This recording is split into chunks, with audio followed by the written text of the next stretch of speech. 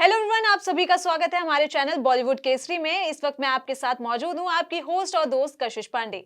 तो जैसा कि आपको पता है, इस वक्त सोशल मीडिया पर कुछ वीडियोस बहुत तेजी से वायरल हो रही हैं और वो वीडियोस किस चीज की हैं? वो है एक रियलिटी शो द 50 की।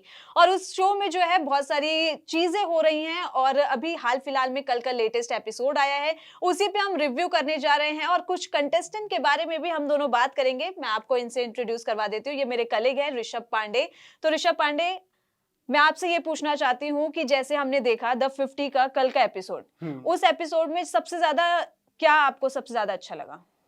सबसे अच्छी चीज़ जो थी वो मुझे यही लगी कि कल जितने भी जो पहली बार मुझे ऐसा लगा कि जो टास्क हुआ है वो इंडिविजुअल टास्क हुआ है। हुँ, जहाँ पर जो कॉम्पिटिटर्स कोई नहीं थे, आपस में किसी को कम्पीट नहीं करना था, कोई लड़ाई-झगड़ा नहीं, कोई गाली-गलौज नहीं, किसी भी तरीके की आपस में कोई ग्रजेस नहीं थे, किसी भी तरीके का मतलब ये था कि बहुत ही शांत तरीके से पहली बार मुझे कोई ऐसा लगा कि टास्क किया गया है घर के अंदर। और सब एक-दूसरे को काफ़ी मोटिवेट करते हुए भी नज़र आ रहे थे उसमें। बहुत मोटिवेट कर रहे थे एक-दूसरे को और ख़ासकर जो अलायंसेज़ हैं, उन्होंने भी अपने-अपने जो टीम मेंबर्स थे उनको बहुत अच्छे तरीके से सपोर्ट किया है कल। हुँ, तो ये चीज़ मुझे बहुत ही बेहतरीन लगी थी कल के गेम में।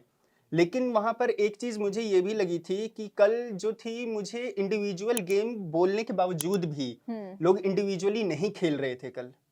ये चीज़ मुझे बहुत जो कल के एपिसोड में देखने को मिला है हुँ, कि इंडिविजुअलिटी बहुत अलग तरीके से होती है कि आप अपना ओपिनियन रखते हो, अपनी दोस्ती को एक साइड करके रखते हो और गेम के बारे में सोचते हो कि आप हम गेम खेलने के लिए आए हैं और अपने लिए आए हैं।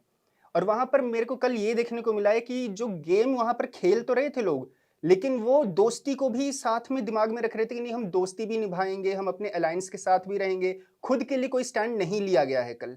ये चीज़ मुझे वहाँ पर गलत भी लगी है कल के एपिसोड में। ये बात तो ऋषभ सही बोल रहे हो कि मतलब वहाँ पे पहली बार ऐसा टास्क आया था जो अपने लिए खेलने के लिए था। अभी तक तो हुँ, था कि अलायंस में खेल रहे थे, अलायंस में सेफ हो रहे थे। लेकिन कल का टास्क ये था कि आप अगर जीतोगे तो आप किसी को नॉमिनेट कर सकते हो अपनी पसंद से। हुँ, तो उसमें जो है ना टॉप 5 लड़के थे, टॉप 5 लड़कियाँ थी, लेकिन फिर भी सबने जो है किस ऐसे-ऐसे लोगों का नाम लिया जो वहाँ पे जाना जो है डिज़र्व भी नहीं करते थे। अब मैं आपको बताती हूँ, जो नॉमिनेशन में आए थे, जो हुँ, नॉमिनेट हुए थे, वहाँ पे जो कंटेस्टेंट थे, उसमें जो है प्रिंस और रजत की टीम से थे। तो हुँ, मैं अब ये जो है ना थोड़ा पीछे चलते हैं हम। परसों के टास्क में जो है लाइन ने खुद ही 2 कैप्टन बनाए थे, रजत और प्रिंस को बनाया था। तो हुँ, उनको डिसाइड करना था कि अपनी टीम में किस-किस को रखना है।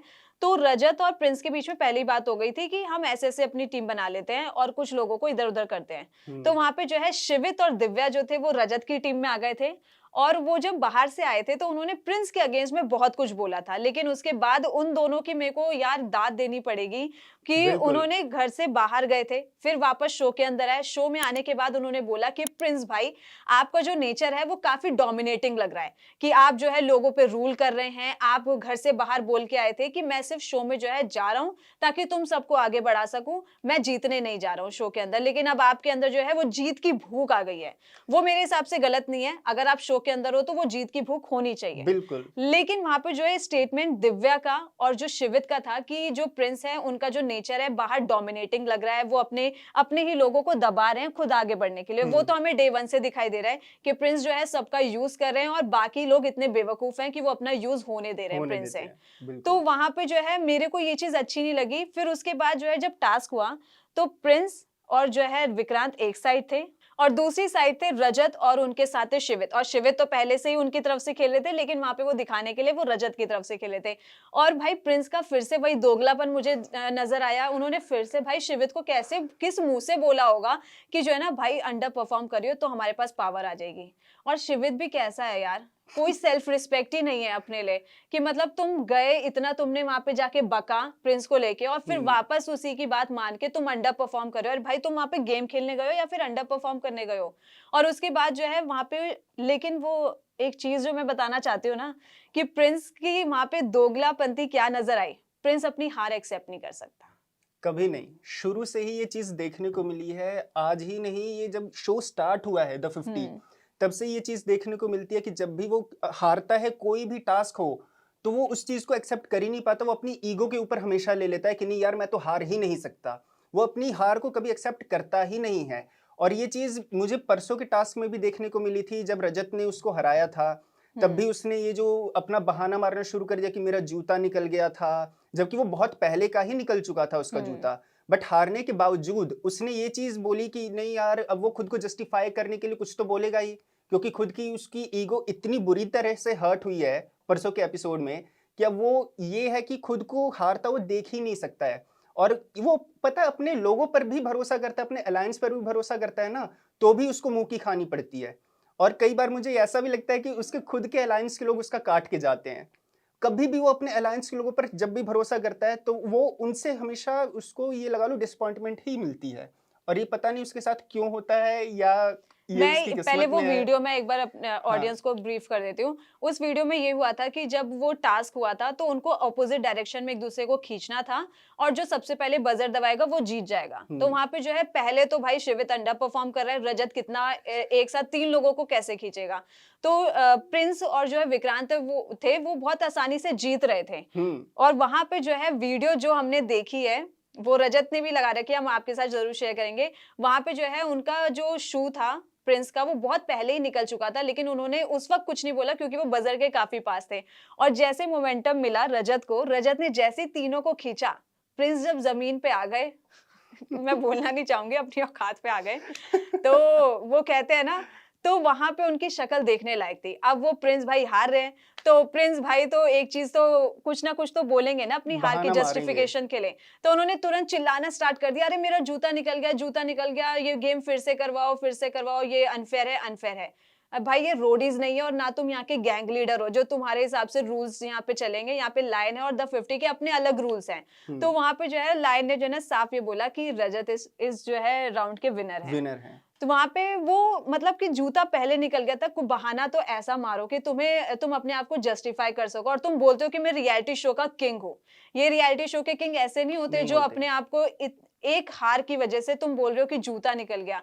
किसी और उसमें बोलते हो कल वाले टास्क में ही हम देख लें, जो ये वाला टास्क था अपने लिए परफॉर्म करना था, उसमें भी अगर प्रिंस आप अपने आप को बोलते हो मैं बहुत बड़ा परफॉर्मर हूँ, मैं बहुत बड़ा रियलिटी शो का किंग हूँ, मैं सारे टास्क बहुत अच्छे से करता हूँ, तो उस टास्क में क्या हुआ जो आपके हाथ से जो है वो जो लकड़ी का लॉक था वो कैसे छूट सकता है। छूट सकता है, उसके सही बाद बात में मैं है। जस्टिफिकेशन बताती हूँ प्रिंस ने क्या जस्टिफिकेशन दी। अरे लायन ने बोला कि जो है ना पैर आगे करना था, तो मैं जो है ना रस्सी को फोल्ड कर रहा था, मेरे से गलती ये हुई कि मुझे पहले पैर आगे करना था, इसलिए वो गिर गया।